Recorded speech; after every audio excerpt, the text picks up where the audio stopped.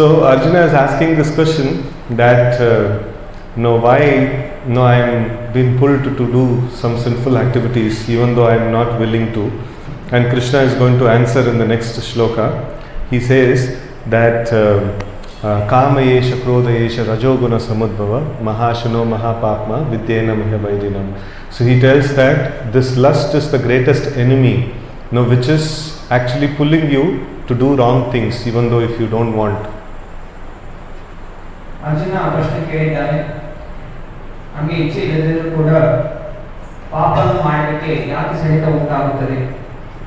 ಅದಕ್ಕೆ ಉತ್ತರವಾಗಿ ಕೃಷ್ಣ ಪರಮಾತ್ಮ ಹೇಳ್ತಾನೆ, ಎಲ್ಲ ಪಾಪಗಳಿಗೆ ಮೂಲ ಕಾರಣ ಕಾಮ. ಕಾಮ ಇರುವ ಕಾರಣ ಒಬ್ಬನು ಪಾಪ ಕಾರ್ಯವನ್ನು ಮಾಡುತ್ತಾನೆ. So here Krishna is telling that this lust is the greatest enemy of all the living beings, and this lust, how does it actually affect us? So it affects us in a particular way, just like if there is coronavirus was there, so if it affects, we know throat infection will happen and a few other symptoms will happen. So we know that we are affected by that disease. In the same way, the lust also affects the living entity in a particular way. So that Krishna will explain now. Krishna kama hege ಒಬ್ಬನನ್ನು ಪ್ರಭಾವಿತಗೊಳಿಸುತ್ತೆ ಎಂದು ವಿವರಿಸುತ್ತಾರೆ. ಹೇಗೆ corona ಕಾಯಿಲೆ ಬಂದಾಗ ಅದರ ಲಕ್ಷಣಗಳಿವೆ. ಮೊದಲು ಗಂಟಲಿ ಕೆರೆತ ಉಂಟಾಗುತ್ತೆ. ಹೀಗೆ ಅದರ ಲಕ್ಷಣವನ್ನು ವಿವರಿಸಲಾಗಿದೆ. ಹಾಗೆ ಕೃಷ್ಣ ಪರಮಾತ್ಮ ಮುಂದೆ ಶ್ಲೋಕಗಳಲ್ಲಿ ಈ ಕಾಮ ಅನ್ನೋದು ಒಬ್ಬರನ್ನು ಹೇಗೆ ಪ್ರಭಾವಿತಗೊಳಿಸುತ್ತದೆ ಅನ್ನೋದನ್ನು ವಿವರಿಸ್ತಾರೆ. So he tells that intelligence gets covered, avrita. Krishna uses this word avrita. Intelligence gets covered by this lust. The proper intelligence, even though we are intelligent, so that will be covered by this lust, and people cannot act intelligently. Krishna ಹೇಳ್ತಾನೆ ಆವೃತ ಕಾಮ ಆವರಿಸಿಕೊಳ್ಳುತ್ತೆ ಬುದ್ಧಿವಂತಿಕೆಯನ್ನು. ನಮ್ಮ ಬುದ್ಧಿವಂತಿಕೆಯನ್ನು ಕಾಮ ಆವರಿಸಿಕೊಂಡಾಗ ನಾವು ಪಾಪದ ಕೃತ್ಯವನ್ನು ಮಾಡುತ್ತೇವೆ. So now this intelligence, proper intelligence or proper knowledge means that Krishna is Supreme Personality of Godhead. I am part and parcel of the Lord. I am meant to render service to the Lord. So this is proper intelligence. And the lust actually covers this proper intelligence. And then what happens? So I am an individual entity and everything around me is meant for my enjoyment. That is the effect of the lust. When lust covers the intelligence, so the pure intelligence gets corrupted, and then we see everything as an object for my enjoyment. ನಿಜವಾದ ಬುದ್ಧಿವಂತಿಕೆ ಅಂದರೆ ಕೃಷ್ಣ ಭಗವಂತ ನಾನು ಅವನ ಸೇವಕ, ನನ್ನ ಸೇವೆ ಇರುವಂಥದ್ದು ನಿಜವಾದ ಬುದ್ಧಿವಂತಿಕೆ.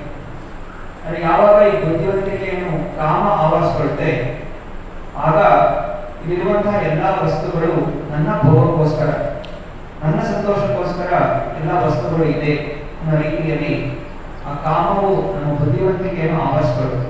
ಹೀಗೆ ನಮ್ಮ ಬುದ್ಧಿವಂತಿಕೆ ಕೇಳುತ್ತೆ. So now it is daytime and everything is bright. We are able to see everything around. So this is the knowledge. We can compare this to the knowledge. And ignorance means when the night happens and even all the lights are switched off, so we will not be able to see anything clearly. So when this covering of lust is removed, so naturally we will see Krishna as Supreme Personality of Godhead. Naturally we will like to render service to Krishna. And when the lust actually covers our intelligence, so then we will naturally see I am the enjoyer and everything is meant for my enjoyment. ಒಂದು ಸಣ್ಣ ಉದಾಹರಣೆ, ಈಗ ಹೇಗೆ ಬೆಳಗಿನ ಜಾವ ನಮಗೆ ಬೆಳಕಿನ ಮುಖಾಂತರ ಎಲ್ಲ ವಸ್ತುಗಳು ಸ್ಪಷ್ಟವಾಗಿ ಕಾಣುತ್ತೆ. ಯಾವಾಗ ರಾತ್ರಿ ಆಗುತ್ತೆ ಆ ಕತ್ತಲಲ್ಲಿ ನಮಗೆ ಯಾವುದೇ ವಸ್ತುಗಳು ಕಾಣೋದಿಲ್ಲ. ವಸ್ತುಗಳಿದೆ ಅದು ನಮಗೆ ಕಾಣೋದಿಲ್ಲ, ಕತ್ತಲೆ ಆವರಿಸಲು ಕಾರಣ. ಹಾಗೆಯೇ ನಮ್ಮ ನಿಜವಾದ ಬುದ್ಧಿವಂತಿಕೆಯಲ್ಲಿ ನಾವು ಕೃಷ್ಣ ಭಗವಂತ ಅವನಿಗೆ ನಾವು ಸೇವೆ ಮಾಡಬೇಕು ಅನ್ನೋ ಭಾವನೆ ಇರುತ್ತೆ.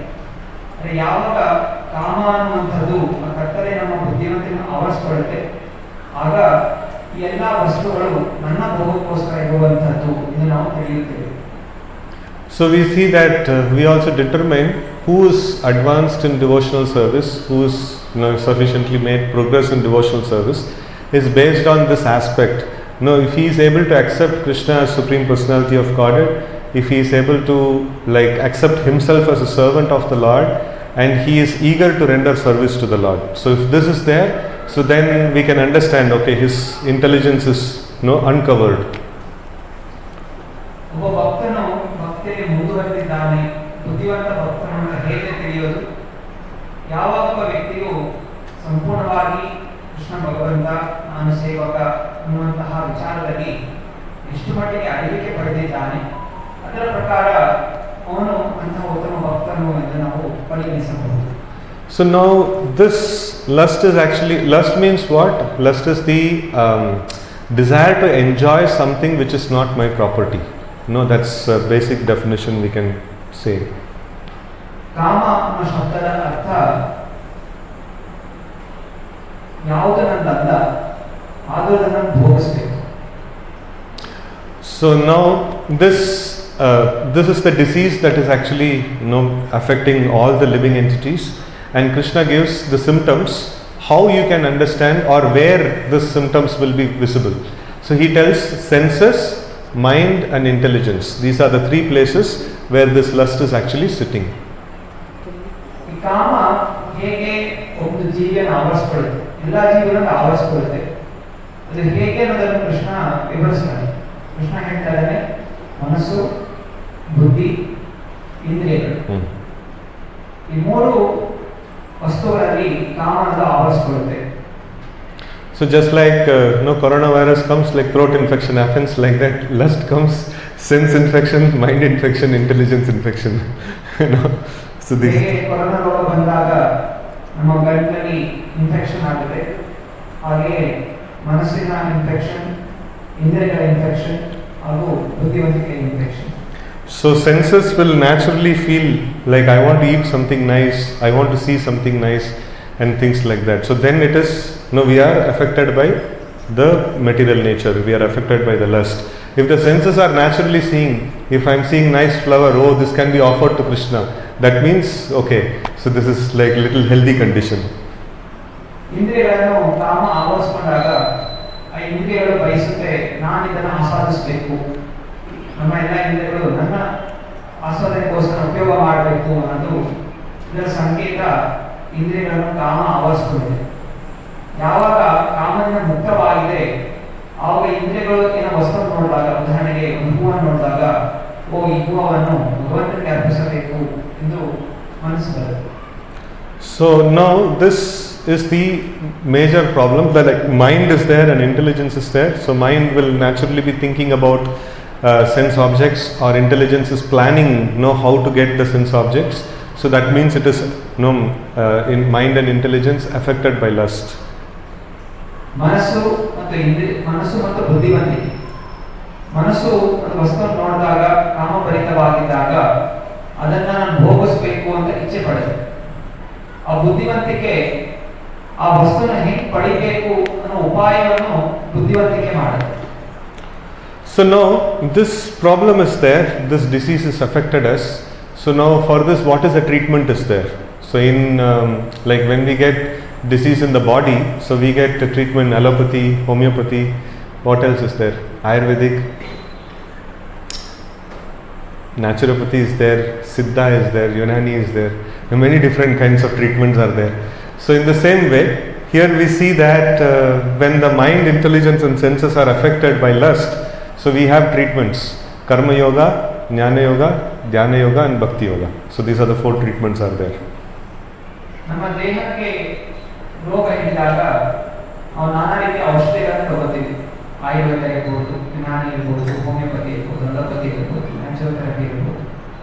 ಹಾಗೆಯೇ ನಮ್ಮ ಮನಸ್ಸು, ಇಂದ್ರಿಯ ಹಾಗೂ ಬುದ್ಧಿವಂತಿಕೆ ಕಾಯಿಲೆ ಗುಣಪಡಿಸಲಿಕ್ಕೆ ನಮಗೆ ನೀಡಿರುವಂತಹ ಒಂದು ಔಷಧಿ ಧ್ಯಾನ ಯೋಗ, ಕರ್ಮಯೋಗ, ಜ್ಞಾನ ಯೋಗ ಹಾಗೂ ಭಕ್ತಿ ಯೋಗ. So now we are practitioners of Bhakti Yoga, so we need to understand how to actually apply this process properly. So we made this seminar because sometimes devotees tell that even after practicing for 10 years, 20 years, 30 years, we are not seeing the difference. So like the process is not a problem, it is the problem is in the application. So we need to understand the application properly. So then if the doctor says that some medicine has to be taken inside, and then I powder that and I apply in the body, it will not work. Medicine is there, I am using, but I am not using it in the right way.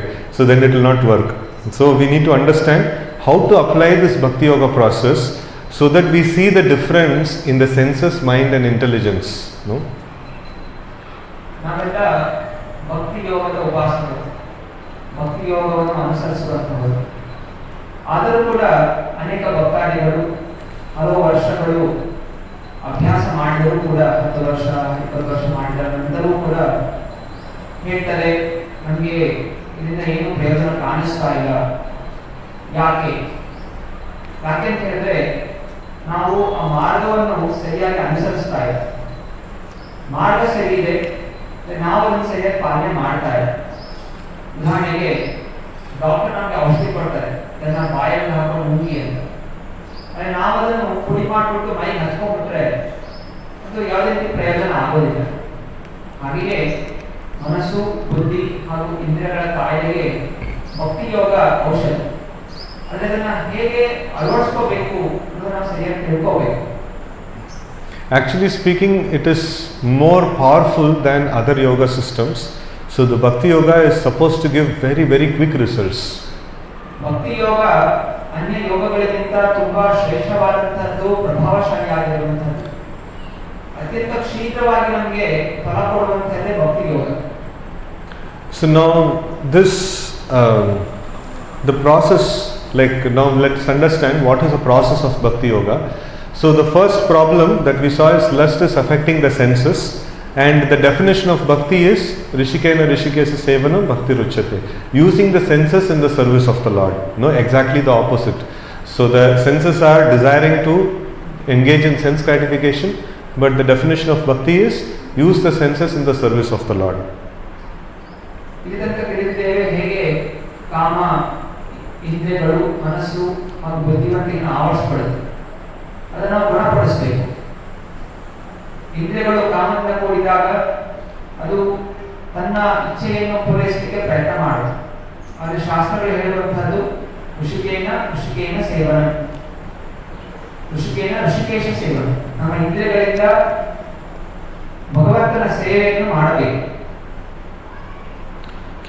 So now we see that how to do this Bhakti Yoga, how to do this service to the Lord. So we have an ultimate like pramana, we call it as, that is the authority. So the scriptures are the authority. So we cannot just like whatever we think, we can just go about doing. So we have to accept the authority of scriptures, and based on what is mentioned in the scriptures, we should perform our bhakti. Bhakti Yogada ಮಾರ್ಗಗಳು ಅದು ಅಧಿಕೃತವಾದಂತಹದ್ದು. ಶಾಸ್ತ್ರಗಳೆಲ್ಲ ಅಧಿಕಾರ ಇರೋ ಕಾರಣ ಅದರ ಪ್ರಮಾಣ ಇದೆ. ಆ ಪ್ರಮಾಣವನ್ನು ನಾವು ಯಥಾರೂಪವಾಗಿ ಸ್ವೀಕಾರ ಮಾಡಬೇಕು. ಹಾಗೆ ಮಾಡುವುದರಿಂದ ಭಕ್ತಿ ಯೋಗದಿಂದ ನಮಗೆ ನಿಜವಾದ ಲಾಭ ಅನ್ನೋದು ದೊರೆಯುತ್ತದೆ. So then we have to engage the senses in the service of the Lord as the scriptures are directing us, right? So now in the scriptures we see there is whenever we talk about Bhakti Yoga, so what is the regulative principles of Bhakti Yoga? ಶಾಸ್ತ್ರಗಳಲ್ಲಿ ಕೊಟ್ಟಿರುವ ಹಾಗೆ ನಾವು ಭಕ್ತಿ ಯೋಗದ ಆಚರಣೆಯನ್ನು ಮಾಡಬೇಕು. ನಮ್ಮ ಇಂದ್ರಿಯಗಳನ್ನು ಶಾಸ್ತ್ರದ ಅನುಸಾರ ಅದನ್ನು ತೊಡಗಿಸಬೇಕು. ಶಾಸ್ತ್ರದ ಪ್ರಕಾರ ನಾವು ಪಾಲನೆ ಮಾಡಬೇಕಾಗಿರುವಂತಹ 4 ನಿಯಮಗಳು ಯಾವುದು ಮುಖ್ಯವಾಗಿ? No, not 4 ನಿಯಮಗಳು. So this is regulative principles of Bhakti Yoga. ಭಕ್ತಿ ಯೋಗದ 4 ನಿಯಮಗಳು. No, I didn't tell 4. Because it's a different number here. ಭಕ್ತಿ ಯೋಗದ ನಿಯಮಗಳು ಯಾವುದು? Yeah. So what are the regulative principles of Bhakti Yoga? ಅದು ಹೇಳ್ತೀರಾ ಭಕ್ತಿ ಯೋಗದ ನಿಯಮಗಳು ಯಾವುದು? Huh?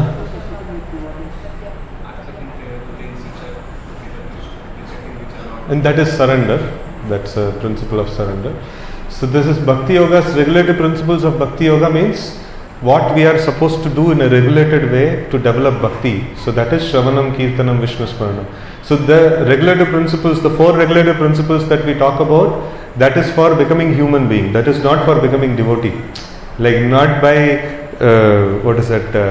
by giving up intoxication, by giving up meat eating, we will not become devotee. So we have to indulge in Krishna, that is when we will become devotee. So that is Shravanam, Kirtanam, Vishnu Smaranam. So the now with the bhakti. ಭಕ್ತಿ ಯೋಗದ ನಿಯಮಗಳು ಅಂತ ಹೇಳಿದ್ರೆ ನವವಿಧ ಭಕ್ತಿ ಶ್ರವಣ ಕೀರ್ತನ ಸ್ಮರಣ ಮಂಥನ ಹೀಗೆ ನಾವು ಸಾಮಾನ್ಯವಾಗಿ ಚರ್ಚೆ ಮಾಡುವಂತಹ 4 ನಿಯಮಗಳು ಮಾಂಸ ಭಕ್ಷಣೆ ಇಲ್ಲ, ಅನೈತಿಕ ಸಂಬಂಧ ಇಲ್ಲ, ಜೂಜಾಟ ಇಲ್ಲ, ಮದ್ಯಪಾನ ಇಲ್ಲ. ಇದು ಒಬ್ಬನು ಮನುಷ್ಯನಾಗಬೇಕು. ಮನುಷ್ಯ ದೇಹದಲ್ಲಿಯೂ ಕೂಡ ಒಂದು ಒಳ್ಳೆಯ ಮನುಷ್ಯ ಹೇಗಿರಬೇಕು ಅನ್ನೋ ಮಾರ್ಗಕ್ಕೆ ತಲೆತರುತ್ತೆ. ಭಕ್ತಿಯಲ್ಲಿ ಮುಂದುವರಿಯಬೇಕು ಅಂತ ಹೇಳಿದ್ರೆ ಅದರ ನಿಯಮಗಳು ಈ ನವವಿಧ ಭಕ್ತಿ ಶ್ರವಣ ಕೀರ್ತನ ಸ್ಮರಣ ಮಂಥನ ಹೀಗೆ.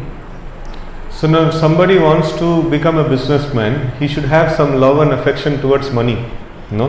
So then he should indulge with money, so then he will get some affection towards money. So if we want to become devotee of Krishna, so we should interact with Krishna.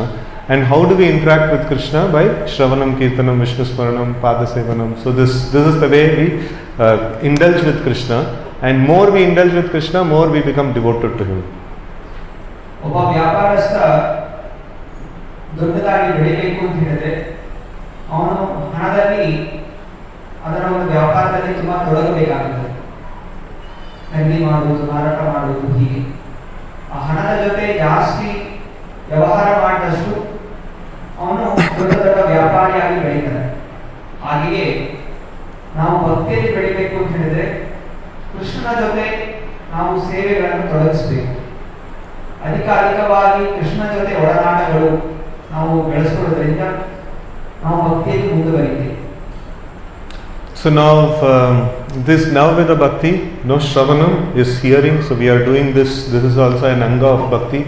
So somebody is speaking and no others are hearing. So this is a very powerful limb of bhakti. And the Shravanam, Kirtanam and Smaranam, to remember about the Lord. No, it's a very, very powerful limb of bhakti. And then Smaranam, Padasevanam, Archanam, Vandanam. So like rendering service to the Lord and offering the worship to the Lord and offering prayers to the Lord. So these are all very, very powerful limbs of bhakti. So when we do these things, so then gradually we will develop our bhakti. ಭಕ್ತಿಯ ಈ ನವ ವಿಧಗಳು ಅದು 9 ಅಂಗಗಳ ಹಾಗೆ. ಶ್ರವಣ, ಭಗವಂತನ ನಾಮ ಕೀರ್ತನೆ ಗುಣಗಳನ್ನು ಕೇಳುವಂತಹದ್ದು. ಕೀರ್ತನೆ, ಭಗವಂತನ ನಾಮ ರೂಪ ಲೀಲೆಗಳ ಬಗ್ಗೆ ವಿವರಣೆ ಮಾಡುವಂತಹದ್ದು. ಸ್ಮರಣ, ಭಗವಂತನ ನಾಮ ಲೀಲೆ ರೂಪಗಳನ್ನು ಸ್ಮರಣೆ ಮಾಡುವಂತಹದ್ದು.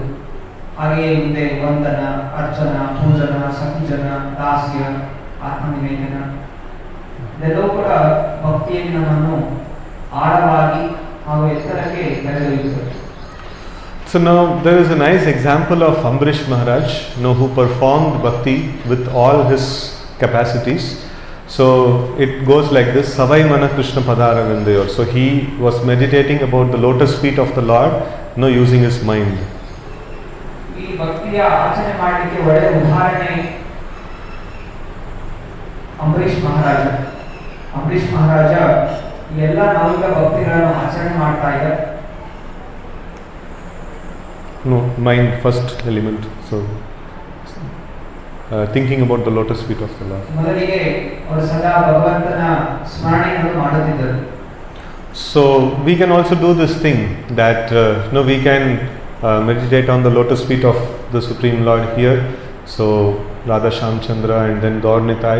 So we can actually have, whenever we come, so we can observe ourselves in the lotus feet of the Lord. Specifically the lotus feet of the Lord is mentioned because that gives us the sambandha gyan, that gives us that destroys the ignorance, and actually that meditation is very powerful. ನಾವು ಕೂಡ ಈ ಮಂದಿರಕ್ಕೆ ಬಂದಾಗ ಶ್ರೀ ರಾಧಾ ಶ್ಯಾಮಚಂದ್ರ ಗೌರಿತಾಯವರ ಚರಣ ಕಮಲಗಳ ಸ್ಮರಣೆ ಮಾಡಬಹುದು. So and then we can have the a picture of the Lord, and then we can try to meditate on the picture of the Lord. So that is also very, very powerful. ಭಗವಂತನ ಭಾವಚಿತ್ರವನ್ನು ಸ್ಮರಣೆ ಮಾಡುವಂಥದ್ದು, ನೋಡುವಂಥದ್ದು, ಅದರ ಬಗ್ಗೆ ಧ್ಯಾನ ಮಾಡುವಂಥದ್ದು, ಇವು ನಮ್ಮ ಮನಸ್ಸನ್ನು ಭಗವಂತನ ಕಡೆಗೆ ಶೀಘ್ರವಾಗಿ ಸೆಳೆಯುತ್ತೆ. So, and then vācāṁ vaikunta gunānu varnane. So like we can speak about the Lord, we can chant about the Lord. So that is every day we can do that. ನಮ್ಮ ನಾಲಿಗೆಯಿಂದ ಭಗವಂತನ ಬಗ್ಗೆ ಮಾತನಾಡಬಹುದು, ನಾಮವನ್ನು ಜಪಿಸಬಹುದು. Then karo harer mandiram arjunadisho. So like using the hands and cleansing the temple of the Lord. So even if we are not coming to the temple every day, we can cleanse in our home. So if we consider the Lord as the master of the home, and the home becomes temple, and we can actually render service to the Lord by using our hands and cleansing the temple of the Lord. ಮಂದಿರಕ್ಕೆ ಬಂದಾಗ ನಮ್ಮ ಕೈ ಕಾಲುಗಳಿಂದ ಭಗವಂತನ ಮಂದಿರವನ್ನು ಶುದ್ಧೀಕರಣಗೊಳಿಸಬಹುದು.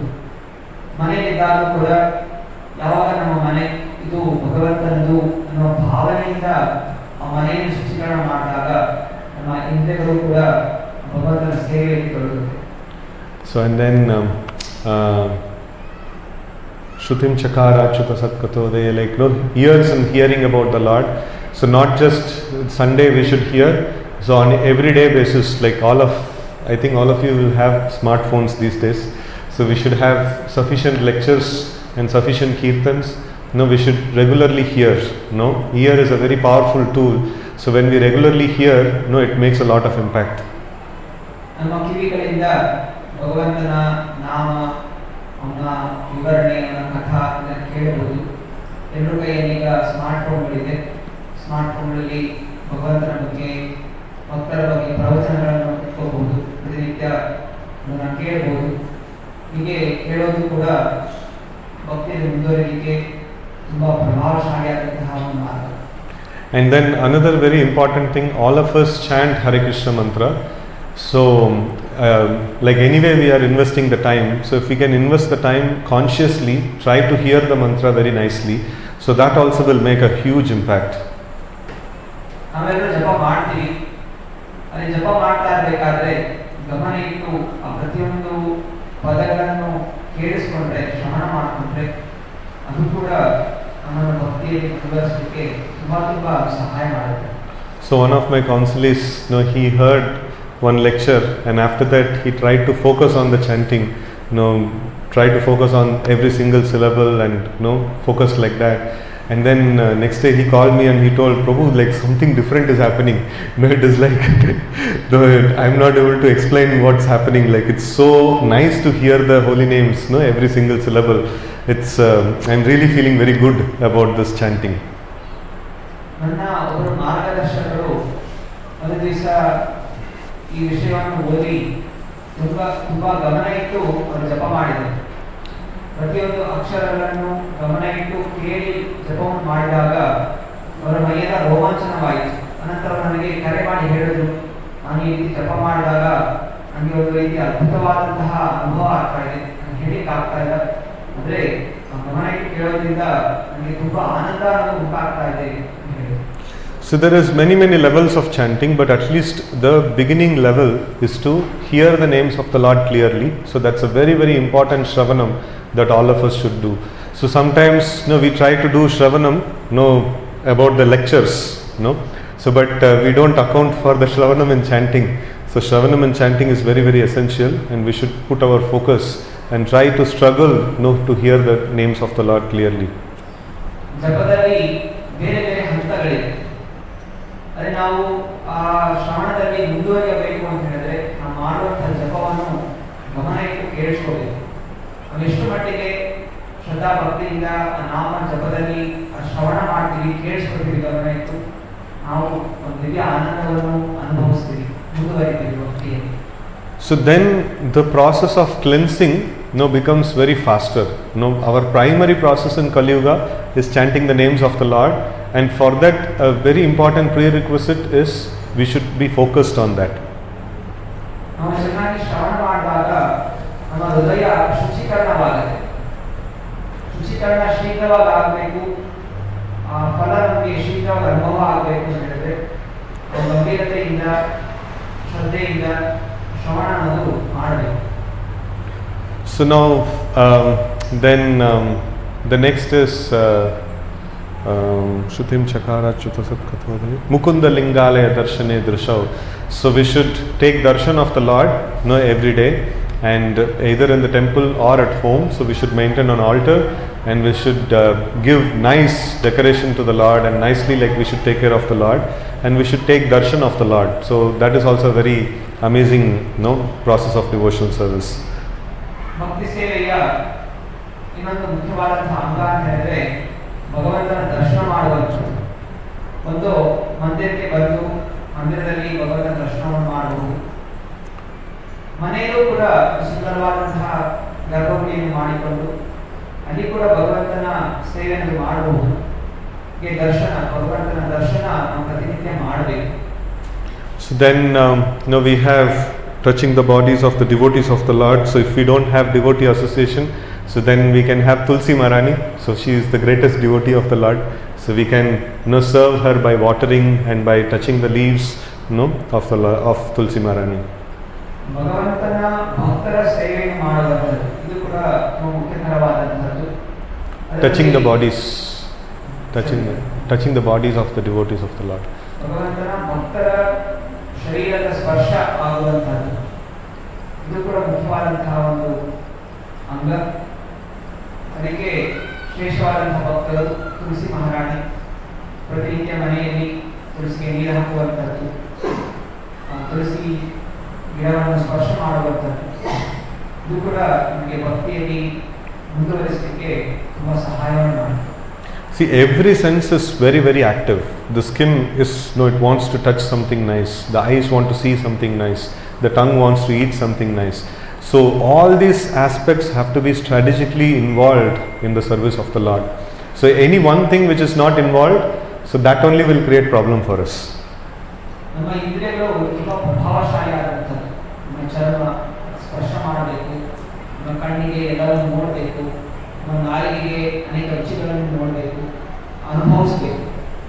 ಹೀಗೆ ಎಲ್ಲ ಇಂದ್ರಿಯಗಳು ನಮ್ಮನ್ನು ತುಂಬಾ ರೀತಿ ಬೇರೆ ರೀತಿ ಪ್ರಭಾವಿತಗೊಳಿಸುತ್ತೆ. ಅದನ್ನ ನಾವು ಸರಿಯಾಗಿ ಒಂದು ಪ್ಲಾನ್ ಮಾಡ್ಕೋಬೇಕು, ಉಪಾಯ ಮಾಡ್ಕೋಬೇಕು, ಹೇಗೆ ನನ್ನ ಇಂದ್ರಿಯಗಳನ್ನೆಲ್ಲ ಭಕ್ತಿ ಸೇವೆ ತೊಡಗಿಸ್ಬೇಕು ಅಂತ. ಯಾಕಂದ್ರೆ ಯಾವ ಇಂದ್ರಿಯ ಭಕ್ತಿ ಸೇವೆ ತೊಡಗಿಸೋದಿಲ್ಲ ಅದೇ ಇಂದ್ರಿಯ ನಮ್ಮನ್ನು ಭೌತಿಕ ಕಡೆಗೆ ಸೆಳೀತಾ ಹೋಗುತ್ತೆ. So in this way, like Amrish Maharaj's few other aspects are there. So honoring prasadam, then like smelling the flowers that are offered to the Lord, and then walking towards the temple of the Lord. In that way, like various other devotional services also mentioned. ಇನ್ನು ಅನೇಕ ರೀತಿಯಲ್ಲಿ ಅಂಬರೀಷ್ ಮಹಾರಾಜರು ಭಕ್ತಿ ಸೇವೆಯ ಮಾರ್ಗವನ್ನು ಅನುಸರಿಸ್ತಾ ಇದ್ರು. ತಮ್ಮ ನಾಲಿಗೆಯಿಂದ ಯಾವಾಗ ಕೇವಲ ಪ್ರಸಾದವನ್ನು ಸ್ವೀಕಾರ ಮಾಡ್ತಾ ಇದ್ರು, ನಮ್ಮ ಕಾಲುಗಳಿಂದ ಪ್ರತಿನಿತ್ಯ ಮಂದಿರಕ್ಕೆ ಹೋಗುವಂಥದ್ದು, ಸೇವೆ ಮಾಡುವಂಥದ್ದು, ಹೀಗೆ ನಾನಾ ರೀತಿಯಲ್ಲಿ ಅಂಬರೀಷ್ ಮಹಾರಾಜರು ತಮ್ಮ ಇಂದ್ರಿಯಗಳನ್ನು ಭಗವಂತನ ಸೇವೆಗೆ ತೊಡಗಿಸ್ತಾ ಇದ್ರು. So if you see, these things are very, very simple things. Smelling the flowers that are offered to the Lord, honoring the prasadam, and offering obeisances to the Lord. So these are very simple practices of devotional service, but they are very, very powerful limbs of devotional service. ಈ ಎಲ್ಲ ಮಾರ್ಗಗಳು ತುಂಬಾ ಸರಳವಾಗಿದೆ, ಸುಲಭವಾಗಿದೆ. ಭಕ್ತಿ ಸೇವೆಯ ಎಲ್ಲ ಅಂಗಗಳು, ಮಾರ್ಗಗಳು ಭಗವಂತನಿಗೆ ಅರ್ಪಣೆ ಮಾಡಿರುವಂತಹ ಹೂವನ್ನು ವಾಸನೆಗೆ ತಗೊಳ್ಳುವಂಥದ್ದು, ಭಗವಂತನಿಗೆ ನಮಸ್ಕಾರ ಮಾಡುವಂಥದ್ದು, ನಾಲಿಗೆಯಿಂದ ಕೇವಲ ಭಗವಂತನ ಪ್ರಸಾದ ಸ್ವೀಕಾರ ಮಾಡುವಂಥದ್ದು ಸುಲಭವಾಗಿದೆ, ಸರಳವಾಗಿದೆ, ಆದರೆ ತುಂಬಾ ಶಕ್ತಿಶಾಲಿಯಾಗಿದೆ. So main problem in Bhakti Yoga is we tend to take it very lightly. So just offering obeisances. Sometimes we don't mind so much. Like one time I offered obeisances. For the whole day it is done. So we should not be like that. So this is every time I offer obeisances, my heart is getting cleansed. I am getting closer to Krishna. Right? So in that way, like we should have so much of this one. So this is my saving grace. I am stuck in this ocean of material existence, and this devotional service which I am doing, that is what is saving me from this ocean of material existence. So with lot of care and attention, so we should perform this devotional service. ಈ ಭಕ್ತಿ ಯೋಗದ ಮಾರ್ಗಗಳು ಸರಳವಾಗಿದೆ, ಆದ್ದರಿಂದ ನಾವು ಅನೇಕ ಬಾರಿ ಅದಕ್ಕೆ ಸರಿಯಾದ ಗಮನ ಕೊಡೋದಿಲ್ಲ. ಉದಾಹರಣೆಗೆ ನಮಸ್ಕಾರ ಮಾಡುವಂಥದ್ದು, ಭಗವಂತನಿಗೆ ಪಂಚಾಂಗ ನಮಸ್ಕಾರ ಅಥವಾ ಶಾಸ್ತ್ರಾಂಗ ನಮಸ್ಕಾರ ಮಾಡಿದಾಗ ಸಂಪೂರ್ಣವಾಗಿ ಭಗವಂತನ ಚರಣಗಳ ಚಿಂತನೆ ಮಾಡ್ತಾ ನಮಸ್ಕಾರ ಮಾಡಿ ನಾವು ಅದನ್ನು ನಿರ್ಲಕ್ಷ್ಯೆಯಿಂದ ಮಾಡಿದಾಗ ಅದು ಸರಿಯಾಗಿ ನಮಗೆ ಪ್ರಭಾವ ಕೊಡೋದಿಲ್ಲ. ನಾವು ಅಲ್ಲಿ ಚಿಂತನೆ ಮಾಡಬೇಕು, ನನಗೆ ಈ ಜಗತ್ತಿನಲ್ಲಿ ನನ್ನನ್ನು ಕಾಪಾಡುವಂಥದ್ದು ಯಾರಿದ್ದಾರೆ, ಕೇವಲ ಭಗವಂತ ಬಿಟ್ಟರೆ ನಿಮಗೆ ಬೇರೆ ಯಾರೂ ಇಲ್ಲ, ನೀನೇ ನನಗೆಲ್ಲ ಅಂತ ಭಾವನೆಯಿಂದ ನಾವು ಪ್ರಣಾಮವನ್ನು ಅರ್ಪಿಸಬೇಕು. ಹೀಗೆ ಮಾಡೋದ್ರಿಂದ ನಾವು ಭಕ್ತಿಯಲ್ಲಿ ಮುಂದುವರಿತೀವಿ, ನಮ್ಮೆಲ್ಲ ಕಲ್ಮಶಗಳು ನಾಶವಾಗುತ್ತೆ. So now these practices of bhakti is there. So now these has to be done, like one important ingredient of bhakti is we have to perform bhakti in association of devotee. So first we saw that we have to perform bhakti now according to the scriptures, and second element is we have to perform bhakti in association of devotees. ಭಕ್ತಿ ಆಚರಣೆ ಮಾಡಬೇಕು, ಭಕ್ತಿ ಆಚರಣೆ ಮಾಡಬೇಕು, ಶಾಸ್ತ್ರಗಳಲ್ಲಿ ಕೊಟ್ಟಿರುವ ಹಾಗೆ ಅಧಿಕೃತವಾದಂತಹ ಮಾರ್ಗ ಅನುಸರಿಸಬೇಕು. ಎರಡನೇದಾಗಿ ಭಕ್ತಿಯ ಮಾರ್ಗಗಳನ್ನು ಭಕ್ತರ ಸಂಘದಲ್ಲಿ ಮಾಡಬೇಕು, ಒಂದು ಅಧಿಕೃತವಾಗಿರಬೇಕು, ಎರಡನೇದು ಭಕ್ತರ ಸಂಘ ಇರಬೇಕು. So without association of devotees, when we practice devotional service, it will not bear its fruit. The devotional service will not bear its fruit. ಭಕ್ತರ ಸಂಘದಲ್ಲಿ ನಾವು ಭಕ್ತಿ ಸೇವೆಯನ್ನು ಆಚರಣೆ ಮಾಡುತ್ತಿದ್ದರೆ ನಮಗೆ ಅದರ ಫಲ ಸಿಗೋದಿಲ್ಲ. So it is some places Srila Prabhupada writes, simply by associating with a devotee, with a pure devotee, one becomes wonderfully advanced in Krishna consciousness.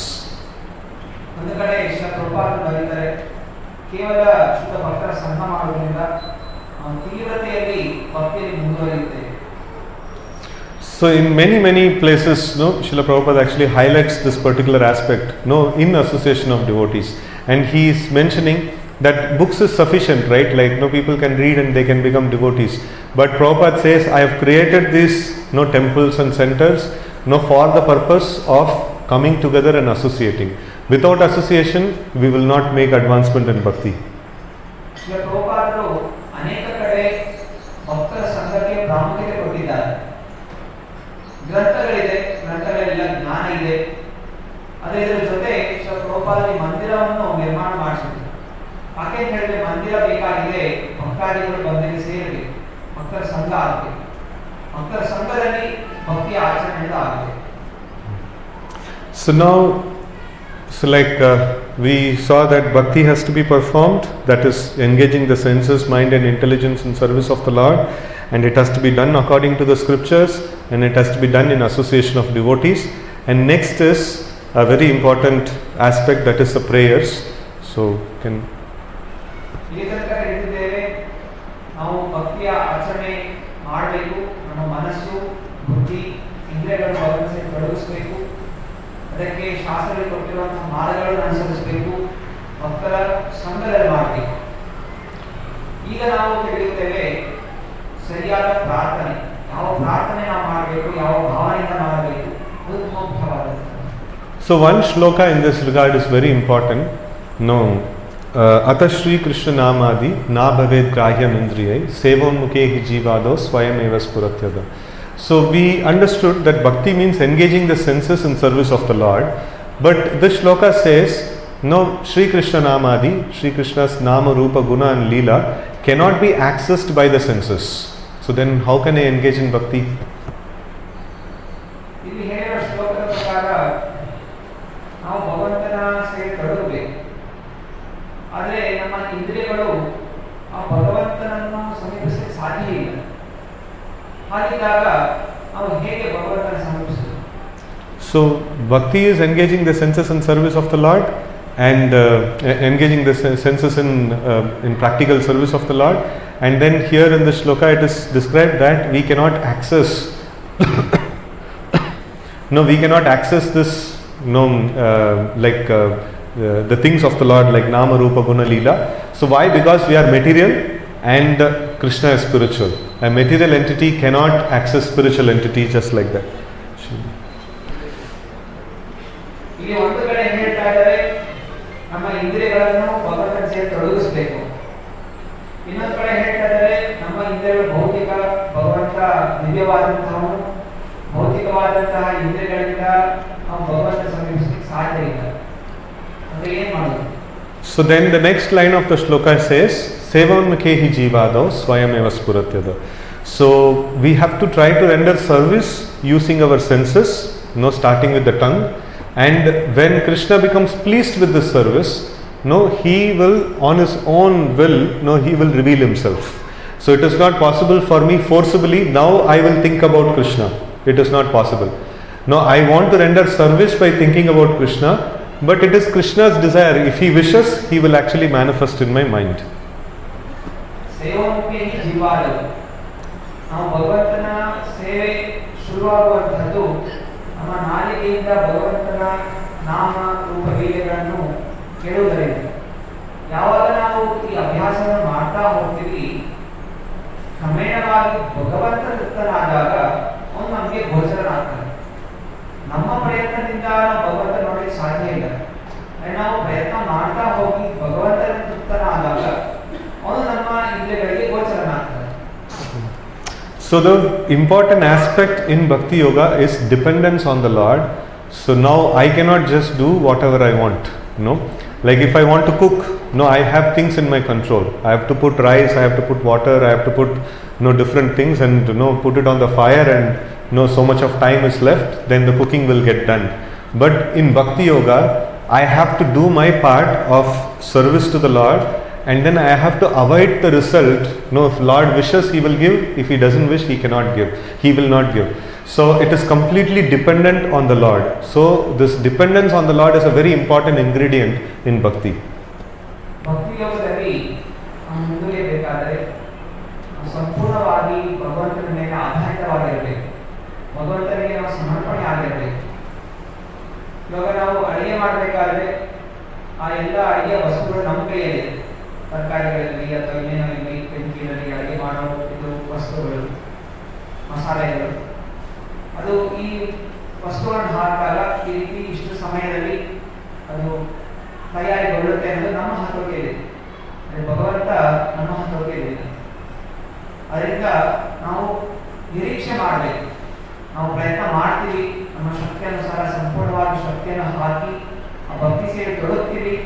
ಆದರೆ ಭಗವಂತ ಗೋಚರನಾದ್ರೆ ನಮಗೆ ಕಾಣಿಸ್ಕೊತಾನೆ, ಇಲ್ಲ ಅಂತಂದ್ರೆ ಇಲ್ಲ. ಅಂದರೆ ನಾವು ನಿರೀಕ್ಷೆ ಮಾಡ್ತೀವಿ.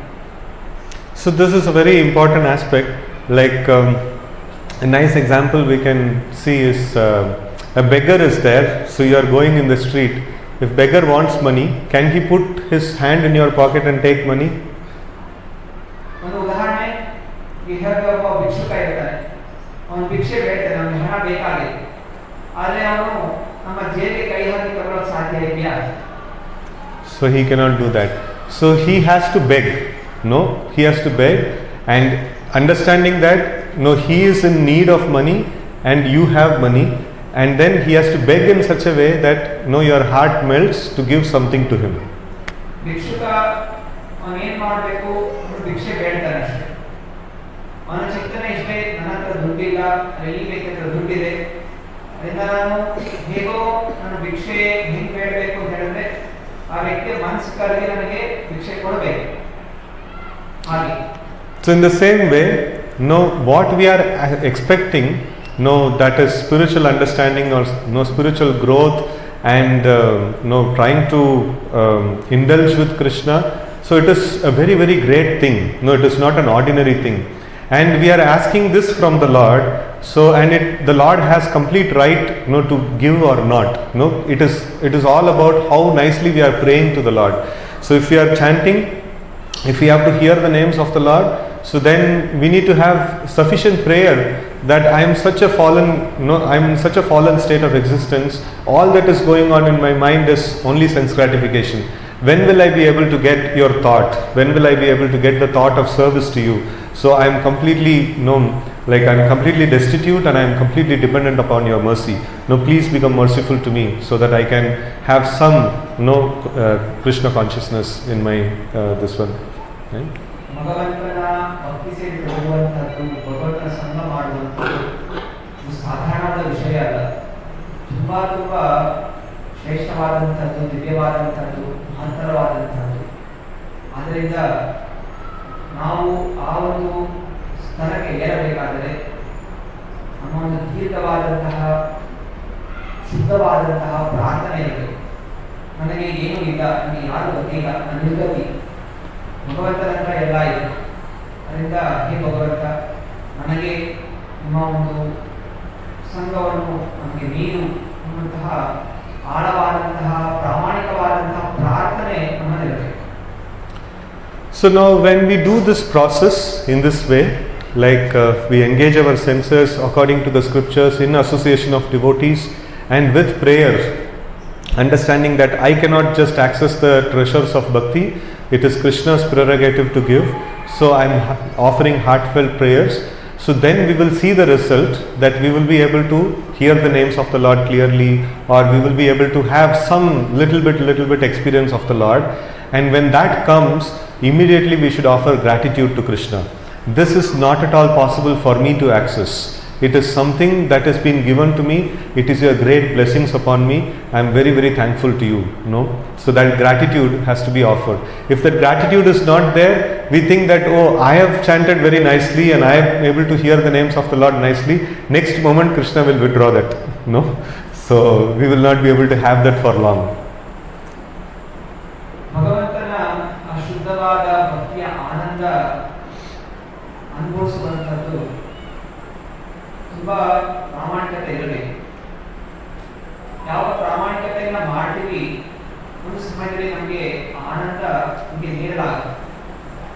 ಯಾವಾಗ ಆನಂದ ನಮಗೆ ಪ್ರಾಪ್ತಿ ಆಗುತ್ತೆ, ಅದು ತುರಂತವಾಗಿ ನಾವು ಅದನ್ನು ಭಗವಂತನಿಗೆ ಸಮರ್ಪಿಸಬೇಕು, ಭಗವಂತನಿಗೆ ಕೃತಜ್ಞತೆ ಸಲ್ಲಿಸಬೇಕು. ಹೇ ಭಗವಂತ, ನನ್ನ ಕೈಯಲ್ಲಿ ಈ ಆನಂದ ಪಡಲಿಕ್ಕೆ ಸಾಧ್ಯ ಆಗ್ತಾ ಇಲ್ಲ, ಅಂದ್ರೆ ನಿನ್ನ ಕೃಪೆಯಿಂದ ಈ ಆನಂದ, ಭಕ್ತಿ ಆನಂದ ಪ್ರಧಾನವಾಗ್ತಾ ಇದೆ, ನಿನ್ನ ಕೃಪೆಯಿಂದಲೇ ಸಾಧ್ಯ ಆಗಿದ್ದು ಅನ್ನೋದು ಕೃತಜ್ಞತೆ ಭಾವನೆ ನಾವು ಸಲ್ಲಿಸಬೇಕು.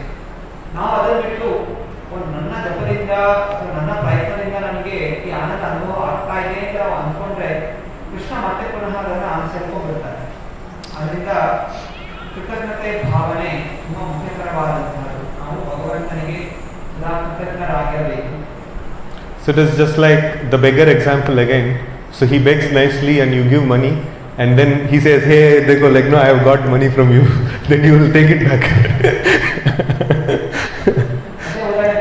ಉದಾಹರಣೆ, ಒಂದು ಭಿಕ್ಷೆ ಬೇಡಾಗ ನಾವು ದುಡ್ಡು ಕೊಡ್ತೀವಿ, ಮತ್ತೆ ನಮ್ಮ ಮುಂದೆನೆ ನಮಗೆ ದುಡ್ಡು ಸಿಕ್ತು ಅಂತ ಅವ್ನು ಕುಣಿತಾ ಇದೆ, ನನ್ನ ಪ್ರಯತ್ನ ದುಡ್ಡು ಸಿಕ್ತು ಅಂತ ಹೇಳಿದ್ರೆ ನಾವು ಅದನ್ನ ವಾಪಸ್ ಇಟ್ಕೊಂಡ್ಬಿಡ್ತೀವಿ.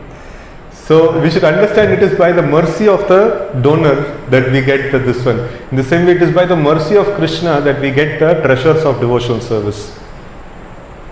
ಹೇಗೆ ಒಬ್ಬ ಶ್ರೀಮಂತ ವ್ಯಕ್ತಿ ಅವನ ಕೃಪೆಯಿಂದ ಭಿಕ್ಷುಕರಿಗೆ ಹಣ ಸಿಗುತ್ತದೆಯೋ, ಹಾಗೆಯೇ ಕೃಷ್ಣನ ಒಂದು ಕೃಪೆಯಿಂದ ಈ ಭಕ್ತಿಯ ಒಂದು ಐಶ್ವರ್ಯ ನಮಗೆ ನೀಡಲಾಗಿದೆ.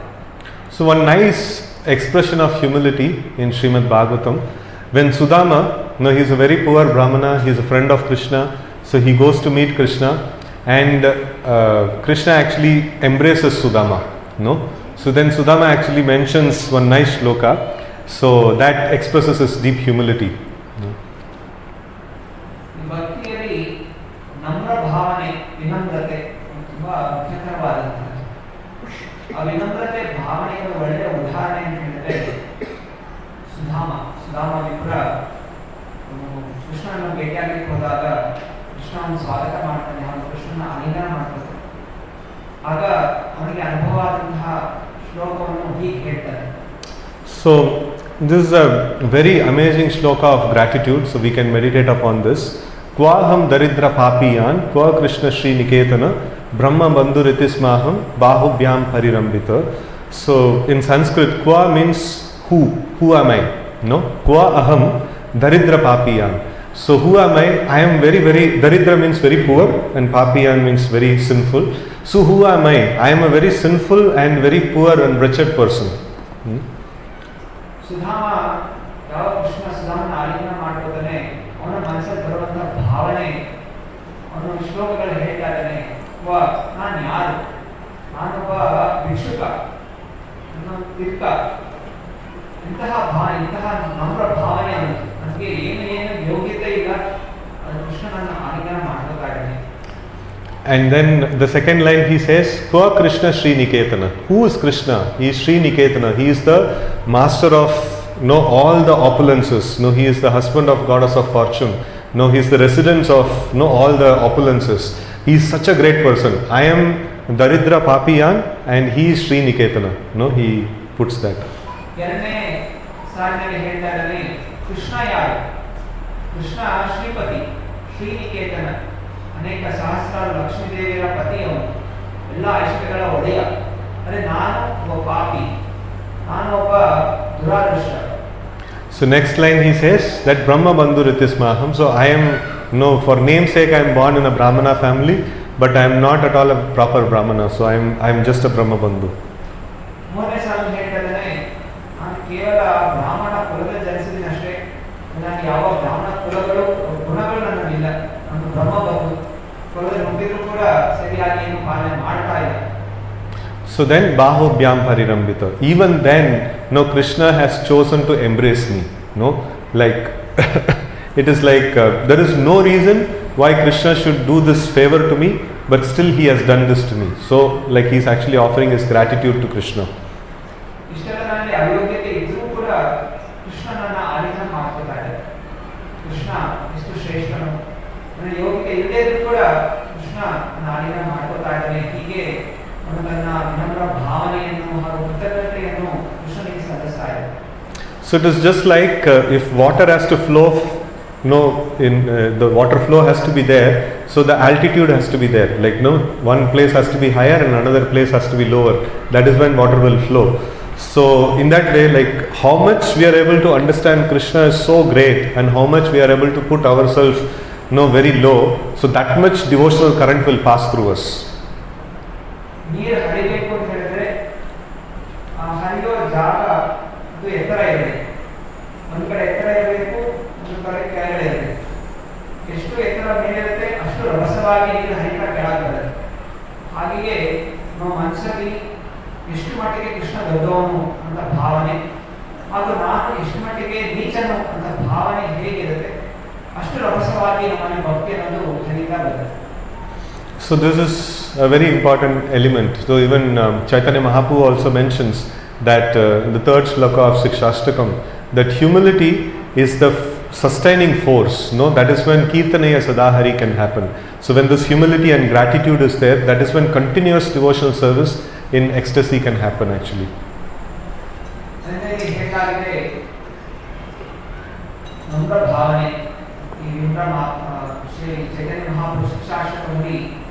ವಿನಮ್ರ ಭಾವನೆ ಅನ್ನುವಂಥದ್ದು ತುಂಬಾ ಮುಖ್ಯಕರವಾದಂಥದ್ದು. ಎಷ್ಟು ವಿನಮ್ರ ಭಾವನೆ ಇರುತ್ತೆ ನಾವು ಭಕ್ತಿಯಲ್ಲಿ ಅಷ್ಟೇ ಮುಂದುವರಿಕೆಯನ್ನು ಅನುಭವಿಸುತ್ತೇವೆ.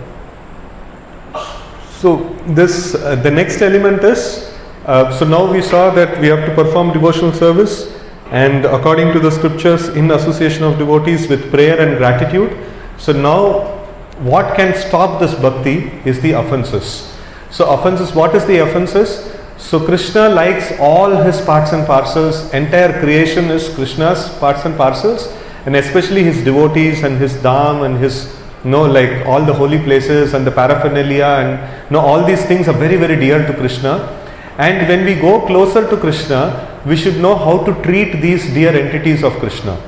So if we go closer to Krishna and say like, no Krishna, I want to love you, but I will not treat your cows properly, or I want to love you but I don't want to take care of your properties properly. So then Krishna will not like it. That amounts to offense. So then we will get distance from Krishna.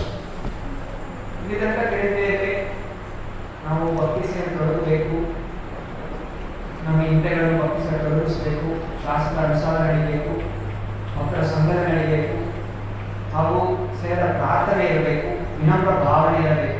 ಇದರಿಂದ ನಾವು ಭಕ್ತಿಯಲ್ಲಿ ಮುಂದುವರಿತೀವಿ. ಈಗ ಭಕ್ತಿಗೆ ಅಡಚಣೆ ಮಾಡುವಂಥದ್ದು ಯಾವುದು? ಭಕ್ತಿಗೆ ಅಡಚಣೆ ಮಾಡುವಂಥದ್ದು ಅಪರಾಧ. ಯಾವಾಗ ನಾವು ಭಕ್ತಿಯಲ್ಲಿ ಮುಂದುವರಿತಾ ಹೋಗ್ತೀವಿ, ಭಗವಂತನಿಗೆ ಸಮೀಪ ಹೋಗ್ತಾ ಹೋಗ್ತೀವಿ. ಭಗವಂತನಿಗೆ ಸಮೀಪ ಹೋಗ್ತಾ ಇದ್ದಾಗೆ ನಮಗೆ ಭಗವಂತನ ಶಕ್ತಿಗಳು ಇದೆಲ್ಲ ನಮಗೆ ಸಂದರ್ಭದಲ್ಲಿ ಬರುತ್ತೆ. ಭಗವಂತನ ಜಗತ್ತು, ಭಗವಂತನ ಭಕ್ತರು, ಭಗವಂತನಿಗೆ ಇಷ್ಟವಾದಂತಹ ಭಕ್ತಾದಿಗಳು ಮತ್ತು ಬೇರೆ ಬೇರೆ ಸೇವಕರು ಎಲ್ಲ ಹಾಗಿದ್ದಾಗ ನಾವು ಭಗವಂತನ ಪ್ರೀತಿಸ್ತೀವಿ, ಭಗವಂತನಿಗೆ ಸಂಬಂಧ ಇರುವಂತಹ ವಸ್ತುಗಳನ್ನು ಅಥವಾ ಭಕ್ತಾದಿಗಳನ್ನು ಜೀವಿಗಳನ್ನು ಪ್ರೀತಿಸದೇ ಇದ್ರೆ ಅದು ಅಪರಾಧ ಆಗುತ್ತೆ.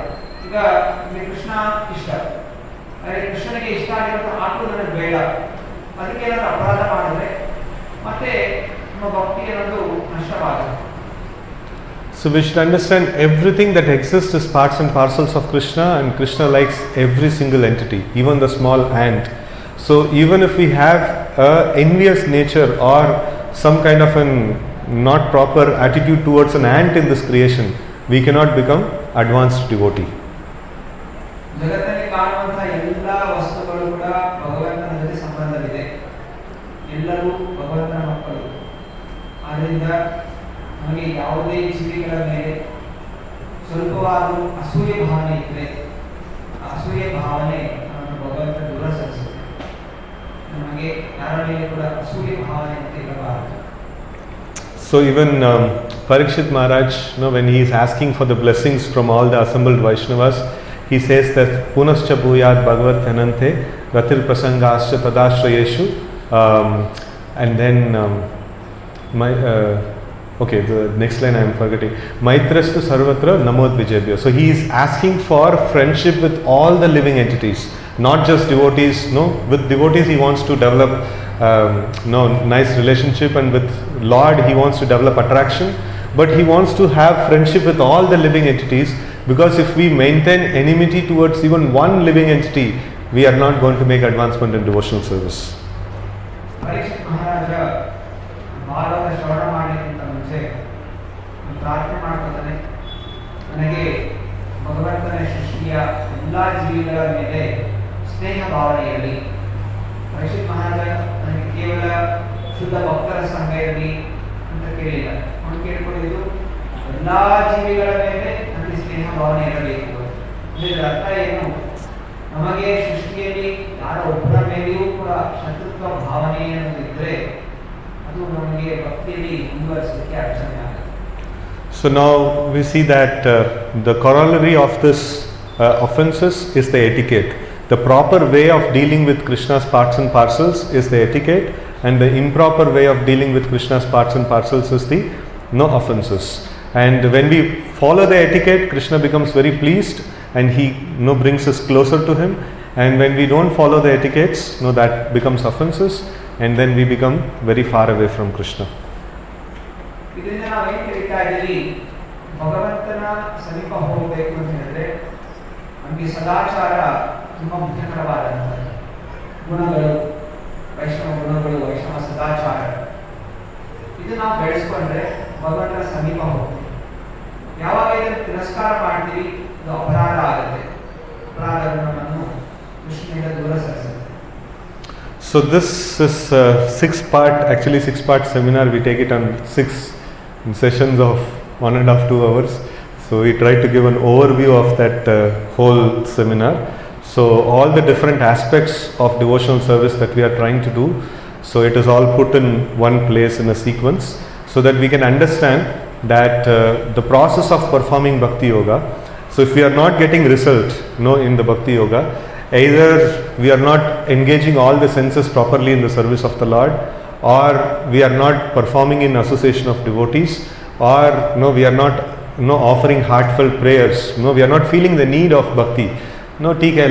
If it happens, it happens, otherwise it doesn't happen. So then it will not work out. So we should really feel the acute need for engaging in the service of the Lord, and then we should offer gratitude, and we should avoid offenses and follow etiquette. So anywhere there is any problem, then it is like a leaky bucket. All the sadhana that we are doing, it is going to leak down, and we are not going to make sufficient advancement in bhakti. ಭಕ್ತಿಯಲ್ಲಿ ಮುಂದುವರಿಬೇಕಾದ್ರೆ ಹಿರಿಯರನ್ನು ತಿಳಿದಿರುವಂಥದ್ದು ನಮ್ಮ ಭಕ್ತರ ಸಂಘ ಚೆನ್ನಾಗಿರಬೇಕು. ಅಲ್ಲೇನಾದರೂ ದೋಷಗಳಾದರೆ ಹಾಗೂ ನಾವು ಶಾಸ್ತ್ರಗಳ ಅನುಸಾರ ನಡೀಬೇಕು. ಶಾಸ್ತ್ರಗಳು ಕೊಟ್ಟಿದೆ, ನಿಯಮಗಳು ಕೊಟ್ಟಿದೆ, ನಿಯಮಗಳನ್ನು ಪಾಲನೆ ಮಾಡಬೇಕು. ಮೂರನೇದಾಗಿ ನಾವು ಕೃತಜ್ಞತೆ ಭಾವನೆ ಇರಬೇಕು. ಭಗವಂತ ಕೃಪೆಯಿಂದ ನಾವೆಲ್ಲ ನಡೀತಾ ಇದ್ದೀವಿ, ಮುಂದುವರಿತಾ ಇದ್ದೀವಿ. ಹಾಗೂ ಸದಾಚಾರ, ಯಾವ ಆಚಾರ ವಿಚಾರಗಳು, ವೈಷ್ಣವ ವಿಚಾರಗಳನ್ನು ಸರಿಯಾಗಿ ಪಾಲನೆ ಮಾಡಬೇಕು. ಮತ್ತೆ ಅಪರಾಧಗಳಿಂದ ಎಚ್ಚರ ಇರಬೇಕು. ನಾವು ಅಪರಾಧಗಳಾಗುತ್ತೆ, ಇದು ನಾವು ದೂರ ಸರಿತೀವಿ. ಈ ಎಲ್ಲ ವಿಷಯಗಳು ಸುಮಾರು 1.5 ತಾಸು ಕ್ಲಾಸ್, ಅದನ್ನು 6 ತರಗತಿಗಳಲ್ಲಿ ತಗೋತೀವಿ. ಇದು ನಾವು ಅದರಿಂದ ಒಂದೇ ಕ್ಲಾಸಲ್ಲಿ ಸಂಕ್ಷಿಪ್ತವಾಗಿ ಬೆಳೆದಿದ್ದೇವೆ. So with this I pause today's discussion. Any questions is there we can take.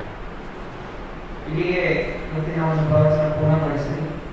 ಯಾರಾದರೂ ಪ್ರಶ್ನೆಗಳಿದ್ದರೆ ಭಕ್ತಿ ಸಂಬಂಧಪಟ್ಟಂತಹದ್ದು ಕೇಳಬಹುದು.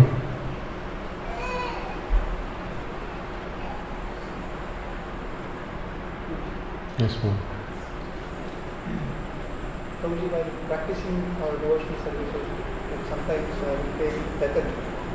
So how to overcome such laziness? ಭಕ್ತಿ ಸೇವೆಯಲ್ಲಿ ಆಚರಣೆ ಮಾಡ್ತಾ ಇರ್ಬೇಕಾದ್ರೆ ಕೆಲವೊಮ್ಮೆ ಸೋಂಬೇರಿತನ ಬರುತ್ತೆ. ಹೆಂಗೆ ಸೋಂಬೇರಿತನದಿಂದ ಹೊರಬರೋದು? So it is lethargy means somehow or other we are not able to connect with the process of bhakti. So we are not able to, if we do the process of bhakti, this anywhere we have to find the gaps which are there. So either I am not engaging the senses properly, or I am not focused, or I am not taking assistance of the devotees, and then these things what we discussed now. So we have to find out where is the gap, and if we fix the gap, then we will start getting slowly some taste in the process of bhakti. So then once we get taste, then we will not be lethargic, right? So we will not be lethargic in eating gulab jamun. We will be proactive in eating gulab jamun like that. So we will also become proactive. So it is, we have to repair the process. Somewhere we are not following the process properly. That is why we are not getting the taste, and when we are not getting the taste, so then we will not be enthusiastic in performing the bhakti. So initially for some time, it is mentioned that Krishna gives special offer. The new people, like when we preach to the new people, so they come and tell that Prabhuji, so much I am getting, it is complete amazing experience. And then preacher will be thinking, you keep on doing, it will go off. So, but actually speaking, the new people, they do the process very nicely. When we become old, so then we stop doing the process nicely. That is the problem. So the process becomes regular, and then we start neglecting it. So then we have to start again coming to the basics, like focusing on this one, and appreciating the devotees, not offending the devotees, and following the things very nicely, right? So then again we will get the taste. The day one, what taste we got. So like that again we will get. Right? Hare Krishna. ಸೋಂಬೇರಿತನ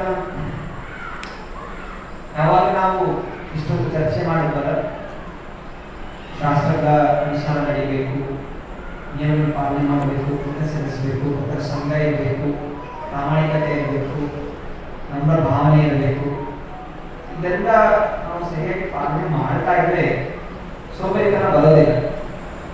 ಈ ಎಲ್ಲ ನಿಯಮಗಳು ಎಲ್ಲೋ ಒಂದು ಕಡೆ ನಾವು ಲೋಪದೋಷ ಮಾಡಿದಾಗ ಸೋಂಬೇರಿತನ ಕಾಣಿಸ್ಕೊಳ್ಳುತ್ತೆ. ನಾವು ಹುಡುಕ್ಬೇಕು ಎಲ್ಲಿ ನಾವು ತಪ್ಪು ಮಾಡ್ತಾ ಇದ್ದೀವಿ ಅಂತ. ಹೇಗೆ ನಮಗೆ ಗುಲಾಬ್ ಜಾಮೂನ್ ತಿನ್ಬೇಕು ಅಂತ ಹೇಳಿದಾಗ ತುರಂತವಾಗಿ ಅದನ್ನು ತಿನ್ಬಿಡ್ತಾರೆ, ನಮ್ಮ ಉತ್ಸಾಹ ಇದೆ ಅಲ್ಲಿ, ಅದೇ ಉತ್ಸಾಹ ಭಕ್ತಿಯಲ್ಲೂ ಇರುತ್ತೆ. ಅದೇ ಸೋಂಬೇರಿತನ ಯಾಕೆ ಬರುತ್ತೆ?